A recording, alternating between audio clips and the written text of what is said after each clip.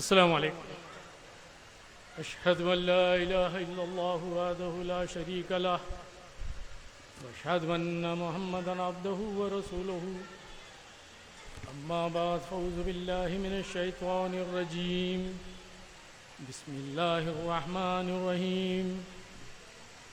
कुल हुवल्लाहु अहद अल्लाहुस समद लम यलिद व लम यूलद व लम यकुल लहू कुफुवन अहद।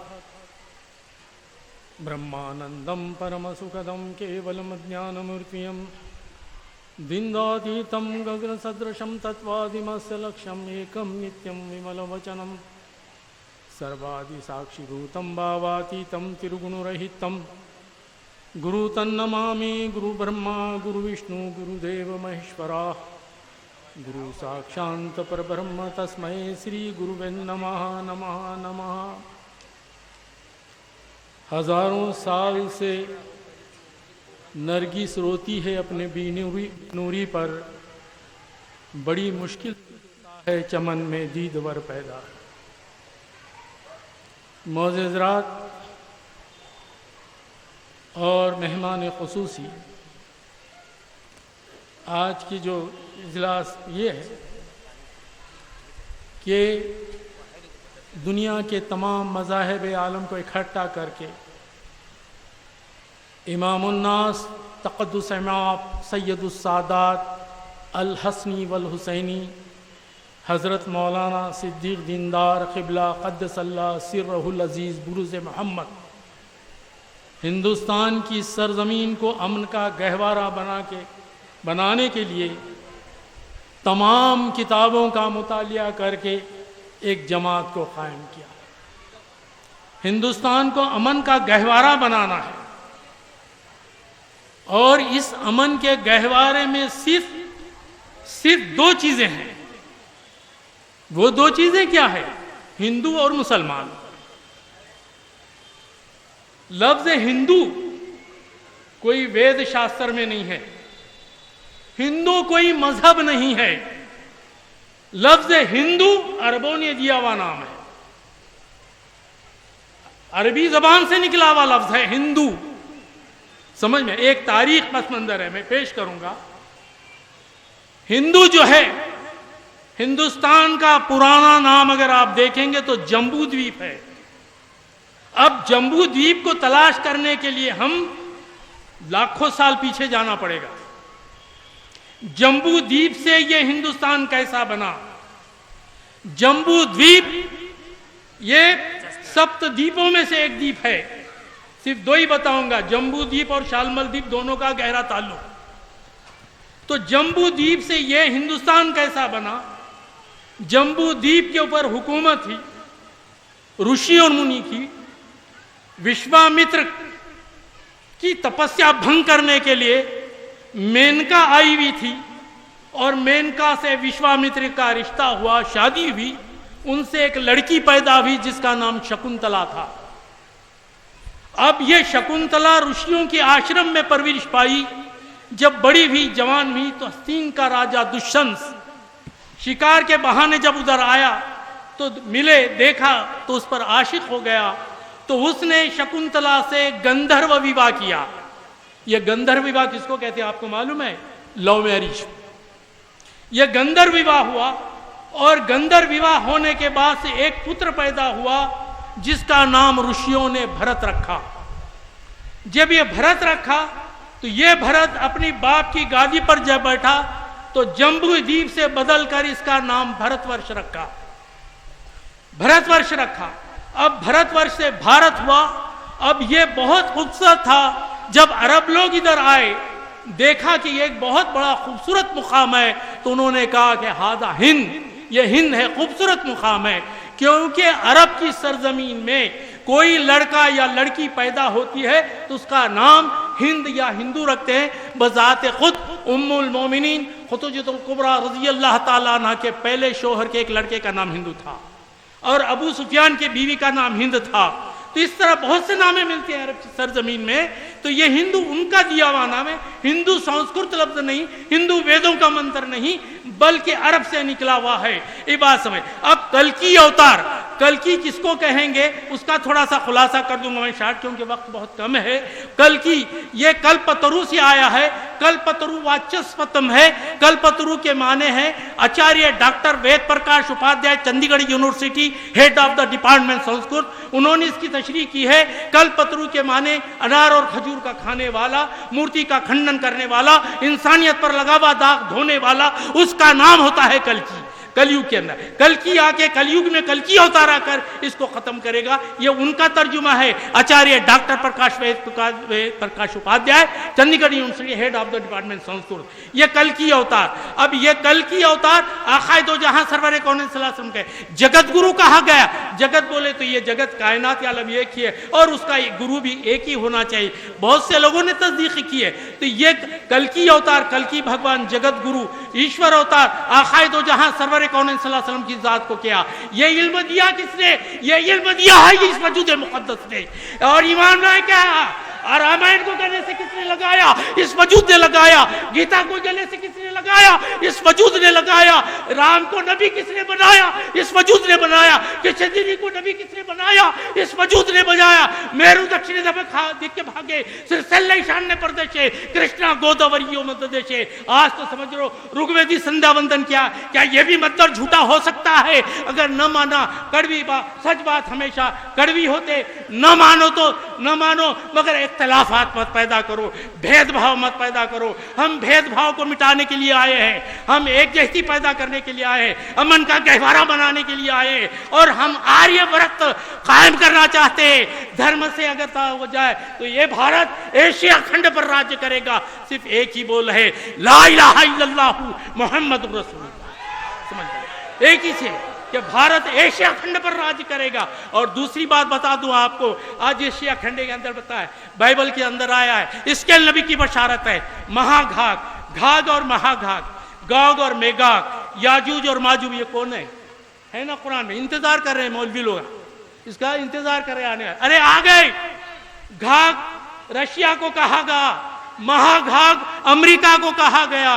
पानी का एक जानवर है, जमीन का एक जानवर है और ये खत्म हो। याजूज व माजूज, माजूज पानी के जानवर कहते हैं, याजूज जमीन के, ये दोनों आ गए। फसाद फिल बर्री वल बहर, दुनिया में जमीन के अंदर फसादी फसाद करके रख दिया, इनका नाश होगा। खुद बाइबल कहता है कि ऐ मास्को तोबाल के रहने वालों, मुसाफिर की वादियों में हम तुम्हारा कब्रिस्तान बनाएंगे। इनका कब्रिस्तान हो गया। अब एक बाकी रहा, ऐ बहरी डाकुओं, हम तुमको मौज दर मौज मारेंगे, हमको तुमको पलट कर रख देंगे, हमारी बातों का तुम इनकार करोगे, हम तुम्हारे जबड़ों में बंसियां मारेंगे। एक बात याद रखनी चाहिए, अमेरिका हमारा दोस्त हो नहीं सकता, भारत का दोस्त हो नहीं सकता। शास्त्रों के आधार पर कह रहा हूं मैं, अपने तरफ से नहीं कह रहा।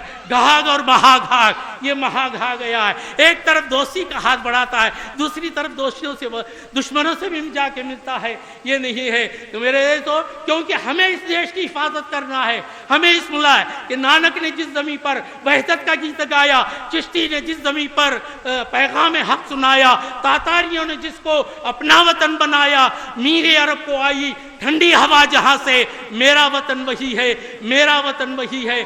मैं क्या है, मीरे अरब कौन है? आकाए दो जहां सरवर कौन सल्लम को इस हिंदुस्तान से ठंडी हवा आई। और ये ठंडी हवा कौन सी थी? ये दीनदार अंजुमन के मुगल लेके फिर रहे। ये ठंडी हवा है, मिटाना चाहते हैं, भेदभाव को खत्म करना चाहते हैं। आपको मालूम है आज हालात कैसे बदल रहे हैं? मालूम है आपको, ये आज जो है अनासर बागी बन गए। क्यों बागी बन गए? छोड़कर चार अनासर भेजे थे और चार अनासर बंदे के अंदर है आग हवा पानी मिट्टी। ये चार अनासर को लेकर 5 वक्त दिन में खड़े होता था तो ये चार अनासर दुआ करते थे, ये अल्लाह ये बंदा तेरे हमको लेकर तेरे दरबार में खड़ा हो गया, इसको छोड़कर इसकी पूजा करने लगे, अनासर बाकी हो गए। कहीं तूफान आ रहे हैं, कहीं बारिश बंद हो गई है, कहीं जलजले आ रहे हैं। ये क्या मामला है? इसी तरह इस वजूद मुक़द्दस ने जो हमको दे, इल्म देकर इस भारत भूमि पर जो खड़ा किया है, हमारे वजूद से हिंदुस्तान में अमन होगा। हम पर शक न मत करो, शक नहीं करना चाहिए, क्योंकि शक जो है लेकर डूबता है। हम साधु फकीर हैं, यह दरख्त को देख रहे हैं, ऊपर हरा है, यह हरा साफा है, ये पेड़ को चीरो अंदर भगवा निकलता है, यह भगवा है, इसकी जड़ें जो है जमीन में है, सफेद हैं, ये झाड़ धूप में ठहर कर दूसरों को साया देता है। आपको मालूम है हम सोफी संत हैं, फकीर हैं, 50 रुपए चंदा जमा करके अपने बीवी बच्चों को पालते हैं, हमारे पास कोई सरमाया नहीं है। हम सिर्फ देश के लिए बेलौस मोहब्बत के निर्मम और निरंकार सर्वशांति मद्गच्छति, जो मनुष्य निस्वार्थ और निराभिमानी होकर कार्य करता है उसको ही शांति मिलती है। नानक जी ने ये कहा, और नानक जी ने भी बिलखुसूस इस पे लाया हूँ मैं कि नानक जी ने हज़रत अली इमाम हसन इमाम हुसैन से बेइंतहा मोहब्बत करते थे। आपने 7 हज किए हैं, आपने 7 हज किए हैं, और हज के मौके पर उनको एक चोला भी दिया गया था जो डेरे बाबा नानक में रखा हुआ है। जब कोई सिख गलती करता है तो संदूक उठा के अपने सिर पर लगता है। वाक़या तवील तफसील है, इतना मैं नहीं कह सकता, सिर्फ इतना बता दूँ, जिन लोगों ने हुजूर नबी करीम सल्लल्लाहु अलैहि वसल्लम के ताल्लुक से कहा है, बताऊंगा, जाट बनना शाह सारी दुनिया इस्लाम कबूल कर लेगी, आने वाले 100 साल में सारी दुनिया का मज़हब इस्लाम होगा, मगर मौजूदा ज़माने के मुसलमानों का इस्लाम नहीं होगा। मौजूदा ज़माने का इस्लाम मुसलमानों का नहीं होगा, वो मोहम्मद रसूलुल्लाह सल्लल्लाहु अलैहि वसल्लम के ज़माने का इस्लाम होगा। ये जाट बनना शाह ने कहा। गांधी जी कहते हैं, गांधी जी कहते मगरिबी दुनिया में अंधेरे को गर्क करती थी, एक रोशन उफक से निकल आया, इससे बेकरार दुनिया रोशनी में तसल्ली पैदा। इस्लाम में जो मजनूना मजहब नहीं है, हिंदुओं को खुले दिल से इसका मुतालिया करना चाहिए, वो मेरी तरह भी मुसलमानों से मोहब्बत करेंगे। ये गांधी जी का है, जवाहरलाल नेहरू का है, और दूसरे बहुत से है। और तस्दीक करने वालों में चंद नाम मैं आपको बताऊंगा, जिसमें बताया गया है जाट बनना शाह, प्रोफेसर रघुपति राय है, गोरखपुरी, पंडित रामदेव साहब, डॉक्टर लक्ष्मीदास, डॉक्टर शंकर दयाल साहब, और पंडित सुंदरलाल इलाहाबादी, और श्रद्धेय प्रकाश देव जी, तुसावी लाला रघुरथ राव, ऐसे मुख्तलिफ बहुत से लोगों थे। और ये जो किताब छपी है 1954 में बम्बई के अंदर बिलासिस रोड डाकपाड़ा के किताब में मिलादुन नबी के मौके पर छपी है, और उसमें ये तमाम जो बड़े बड़े हिंदुस्तान के या दुनिया के हुजूर नबी करीम सल्लल्लाहु अलैहि वसल्लम के ताल्लुक से क्या। लेकिन आज हमारी बात कोई सुनने को तैयार नहीं। एक वाक़या महाराष्ट्र का सुना दूँ आपको। महाराष्ट्र में पंढरपुर मशहूर शहर है, और वहाँ पर एक भीमा नदी है, और भीमा नदी जो है आषाढ़ी वारी में भीमा नदी फुल भर कर जाती है, और चारों तरफ से पानी आता है। तो उस ज़माने में वो आषाढ़ी दासबोध का है, ये वजह दासबोध की बात कह रहा हूँ मैं। आषाढ़ी वारी में नदी भर कर जा रही थी, और वही रहते उस दौर में रामदास स्वामी और तुकाराम महाराज दोनों मिलने को आए। आने के बाद नदी भरी हुई है, मुलाकात कैसी करना, तो इधर से रामदास स्वामी ने उठाया एक बड़ा पत्थर नदी में डाल दी, और उधर पत्थर को डालता हुआ देखकर तुकाराम महाराज ने दोनों हाथ से बम ठोके, इन्हें बम मारे। लोगों ने पूछा मुलाकात हो गई, तो बोले हो गई, हमको इसका मतलब समझ में नहीं आया। रामदास स्वामी कहते हैं दुनिया डूबने वाली है। तुकाराम हमारे बोल रहे हैं कि मैं बोंबल कर बोल रहा हूँ, कुछ सुनता नहीं तो डूबने दो। बोले ऐसा हाल हम बोल रहे हैं, कोई हमारी बात सुनता नहीं। इस बात से कबीर ने क्या खूब कहा, वाह वाह साहेब जी क्या खूब तुम्हारा खेल जी, भैरा गूंगा बाता बोले अंधा खुरा न बाचे, वाह वाह साहेब जी क्या खूब तुम्हारा खेल जी। जब चूहे ने बिल्ली पकड़े, घर घर मुर्गी रोए, वाह वाह साहेब जी क्या खूब तुम्हारा खेल जी। समझ में आया जी। जब बकरी ने बाघ पछाड़ा, उसको कौन छुड़ाए, वाह वाह साहेब जी क्या खूब तुम्हारा खेल जी। सास कुमारी बहू हमल से नंदन पंजीरी खाए, देखने वाले बेटा जने पड़ोसन लोली गाए, वाह वाह साहेब जी क्या खूब तुम्हारा खेल जी। आज हम ऐसे दौर से गुजर रहे हैं। व आखिरु दामाना अल्हम्दुलिल्लाहि रब्बिल आलमीन। अस्सलाम।